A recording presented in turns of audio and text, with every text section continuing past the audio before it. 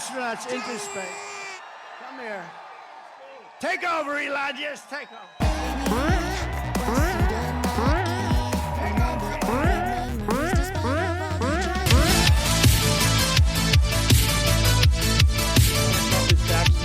Butler, Pennsylvania, for some unfinished business, as his campaign has put it. A rally in the same fairgrounds where there was an... Oh, pardon me.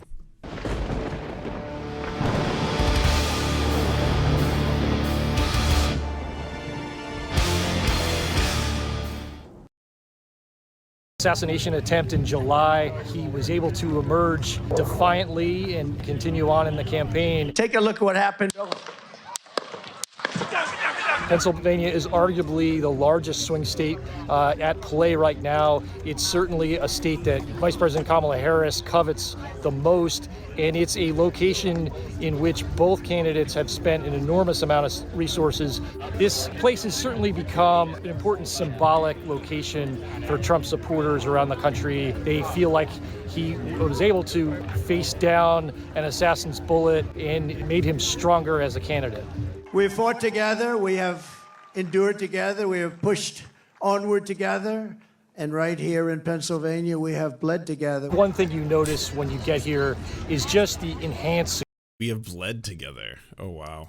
security. There are snipers on the tops of roofs. There's a much larger police presence here than I noticed when I was here in July. Also, there are just so many more people. We felt like this is probably going to be his most important rally that he does before the election. He was so courageous on that day when he stood up and said fight after he got shot. I mean, that meant a lot to people. This rally is happening about a month before Election Day.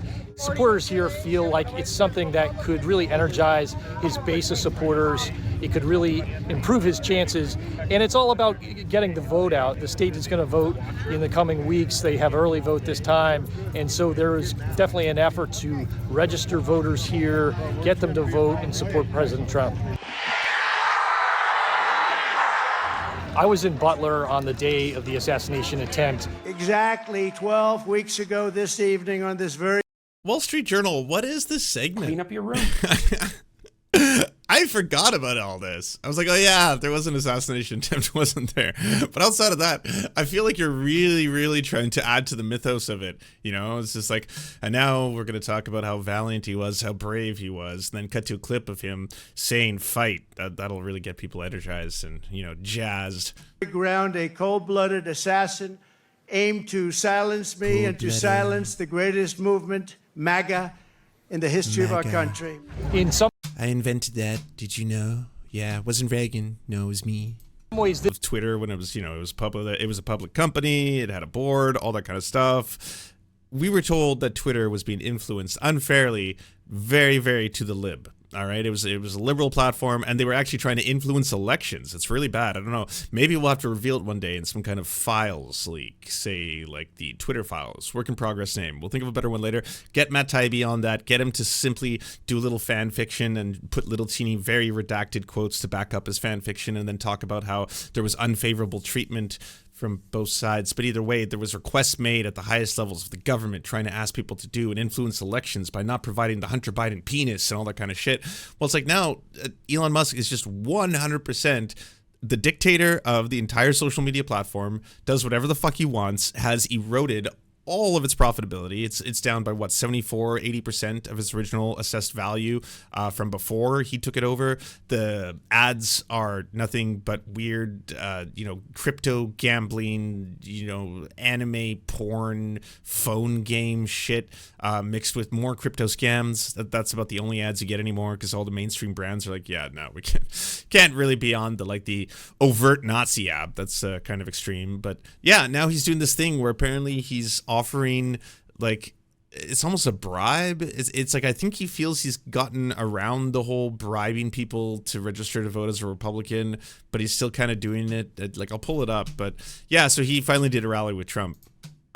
He created the first major American car company in generations, and his rocket company is the... And his rocket company. For every person you refer who is a swing state voter, you get $47. Easy money. Holy shit, Elon's America PAC is offering $47 for each registered voter you refer in a swing state that signs this petition. Petition.theamericapac.org. So I think that's how he thinks he's getting away with bribing for votes. He's bribing you to sign a petition, which I guess would skirt bribing you to vote or to register to vote for the Republican Party, but still seems like you're playing fast and loose with it on your own platform. The only reason we can now send American astronauts into space. Come here. He's the only reason we can send American astronauts into outer space. It's so profoundly sad that, you know, billionaires, both of them, Trump and Elon, all these evil ass billionaires who try to convince the American people that, hey, you know what makes your life hard? It's not your boss. It's not like, you know, the class stratification based on capitalism and the accumulation thereof. It's immigrants and trans kids. They're the ones who are screwing you over. Yep, that's right. And if it wasn't for Elon Musk, there would never be an American in space. It's thanks to him and his ingenuity as well as generosity, you know, subsidized heavily by the taxpayer, that has allowed private space exploration to truly manifest itself just as grotesquely as you imagined. Take over, Elon. Yes, take over.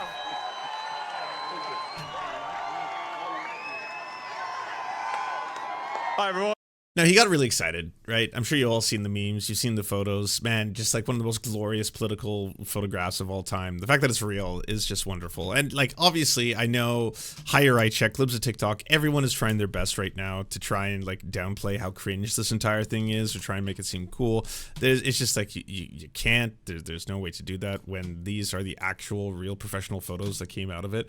And, again, this one's my personal favorite, both for the face that he's making. And it's just ridiculous to have, like, you know exactly what these pictures are because you've probably done them with your friends, maybe while a little drunk. But it's like, hey, one of you, if you jump in the air at the exact right moment, if I can get it, it's going to look like you're floating. It'll be really cool. Maybe even if you do that and then, like, you know, you make a pose or something as if you were just like hovering, it'll look like that just for like one freeze frame. Well, y'all, all right, the revolution will be televised. It's before us now, and the epic memes are flowing.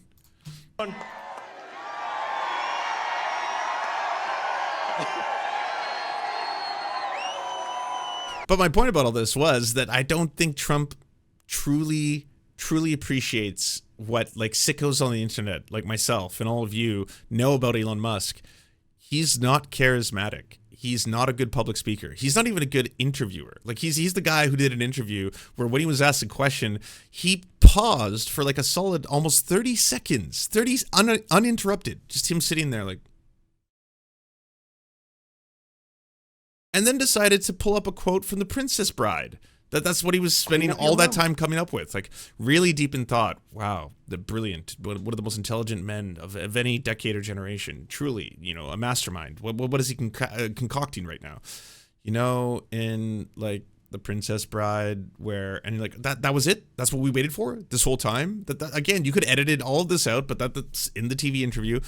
You can tell how bad he is in, like, really big public settings with the Dave Chappelle appearance, where Dave Chappelle, I guess, thought that maybe his audience wasn't really going to, you know, hate Elon Musk as much as the world does hate him. And Dave Chappelle has really kind of crossed over. You know, those comedians who, like, they work for a really long time just dropping truth bombs, you know, telling stories and really speaking to, you know, their own lived experience. And then they become, like, super rich. And then they're kind of alienated from their own audience, where they're sitting there like, so what's the deal with, like, private planes and no one being on them? It's kind of lonely in the sky. And that was basically at that moment. Along comes Elon Musk. Everyone's kind of like, ugh, cringe. And then he got him to say the, like, I'm rich bitch line, but he couldn't do it probably. So he was like, I'm rich, and it was just so painfully, like, that's Elon Musk. And he gets more excited the more people are there, and then that's what makes him kind of just need to leap, to do a little Yoshi, you know, and just start jumping up and down. As you can see, I'm not just MAGA, I'm Dork MAGA. Well, first of all, I want to say what an honor it is. How did that not crush? Do people not totally? I thought that, like, is that of all crowds, where's that bit gonna land? I assume this has got to be the most, like, the most perfectly curated audience. If there was like slider settings for like stand up the video game, and you were like choose your audience, and then you're like, you know, abrasive, difficult, constant bomb. No, very very favorable, into my politics, ready for my memes and jokes. To be here, and you know, the true test of someone's character is how they behave under fire. And we had one president who couldn't climb a flight of stairs, and another who was fist pumping after getting shot. Fight, fight, fight!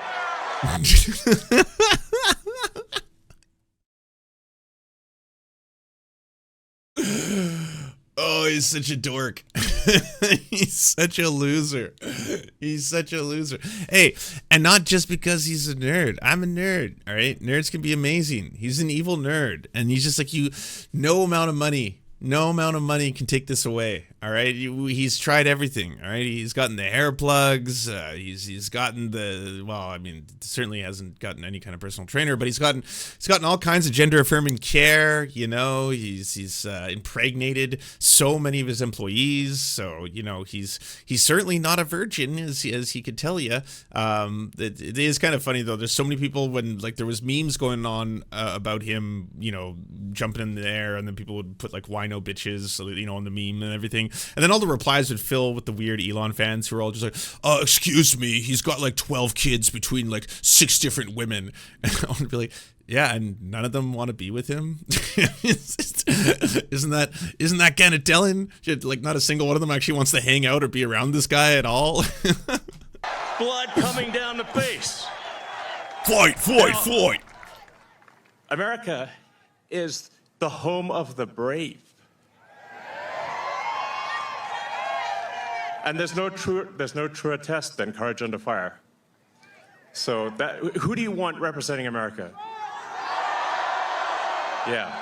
See, you should have had a script. You should have written a speech. I know you thought you could just wing it and just get in there and just like, I'll just say a bunch of phrases, but like none of the timing works yet, and you kind of want people to be in on like your delivery style. It's just like, it's not flowing either. Absolutely. And I think this election, I think it's the most important election. Elon didn't have sex with his employees. Internet. Have I been lied to? Experts say Elon Musk messed up by having a secret children with his employee. Breaking the rules or not, it's still pretty messed up. Neuralink co-founder and CEO Elon Musk had twins with Neuralink executive Siobhan Zilis last year, a decision that may have broken the brain-computer interface corporate policies, Reuters reports, on top of being an ethically dubious and inappropriate, an inappropriate breach of professional conduct. The babies, revealed in court documents obtained by the Insider earlier this year, caused a problem for Musk. The rules set in Neuralink's 62-page employee handbook can't quite account for the unusual relationship between Zilis and Musk, according to the experts. Multiple occasions to have his babies, and she wasn't the last employee he was offering his sperm to. The other side wants to take away your freedom of speech. They want to take away your right to bear arms. They want to. By the way, has it happened yet? I've been told this every single time there's an election cycle, that the Democrats are coming to take away your guns. It's going to happen under Obama. If you elect Obama, oh, you better see how fast those guns get taken away. Obama got elected. Well, if you elect Obama a second time, that's when he's going to take away all the guns, literally all of them. That second time it's going to happen. Okay, you elected him again. Still haven't gotten the guns, but just you wait. That Hillary's going to do it. She lost. Never mind. Not happening. Guns are safe. Oh, okay, wait. You got to reelect Trump. If you don't do that, Joe Biden, he's going to take your guns away. He's going to do it. Oh, God damn it. He won. Well, no, he didn't. Trump won. Also, the guns are going to be taken away very shortly as this next election cycle comes. Yeah, because Kamala is coming for your guns. It even has a nice, jingle to it. There you go.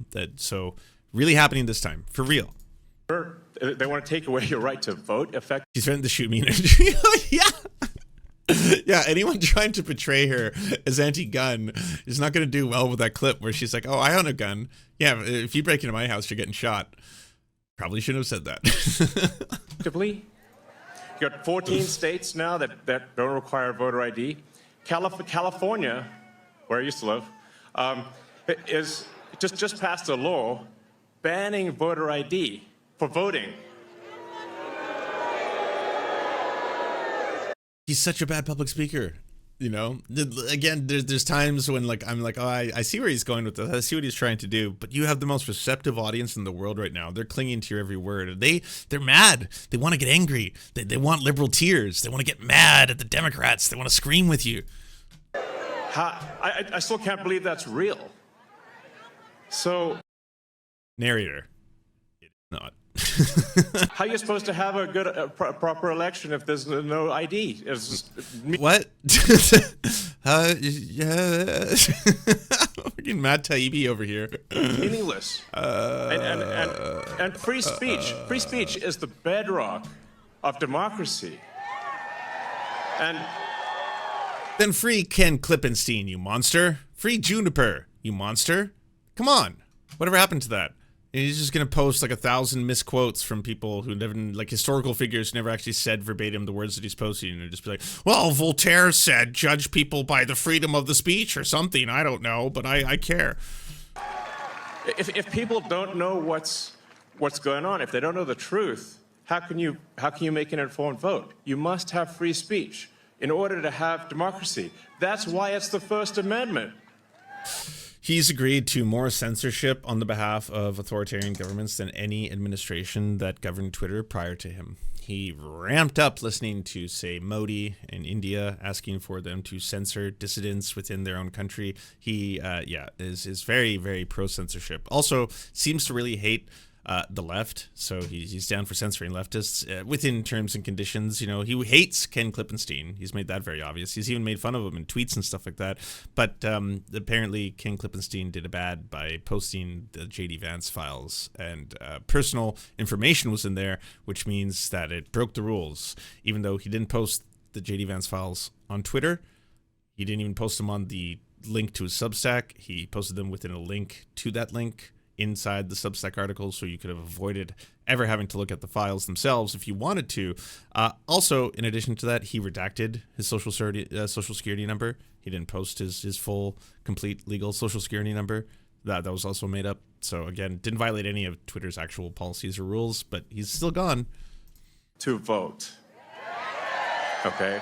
And get You heard him. everyone you know and everyone you don't know drag them.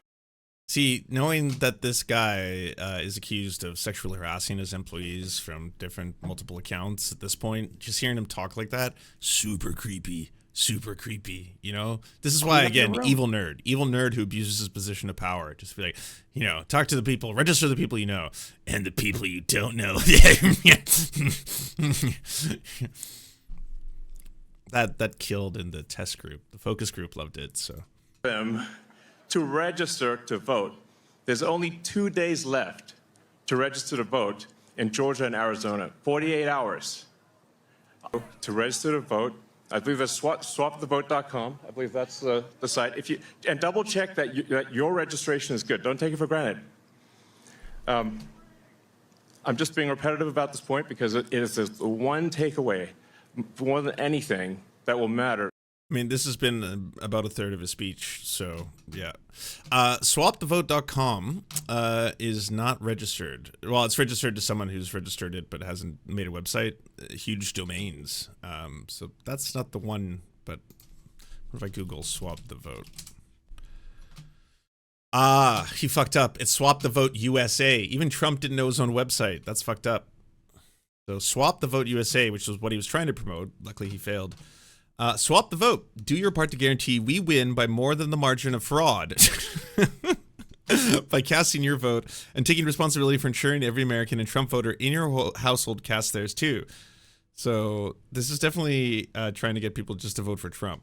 As careful as he's trying to be, like I'm not directly saying you vote for Trump. I'm saying go to swapthevote.com. That's it, right? Swapthevote.com. Get astronauts into space. Come here. Take over, Elon. Just take over.